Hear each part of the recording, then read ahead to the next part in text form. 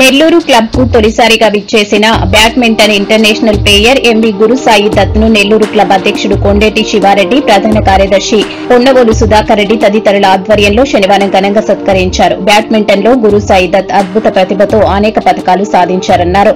Junior badminton player గా భారతదేశ తరపున ప్రాతినిధ్యం వహించి ఎన్నో అద్భుత విజయాలు సాధించారన్నారు. గురుసాయి దత్ ను శాల్వాతో పుష్పగుచ్చాలతో ఈ సందర్భంగా పలువురు బ్యాడ్మింటన్ ప్లేయర్లు సత్కరించారు. శోభన్ బాబు, చంద్రారెడ్డి, నాజర్, ఆనంద్, సుమన్ రెడ్డి తదితరులు పాల్గొన్నారు.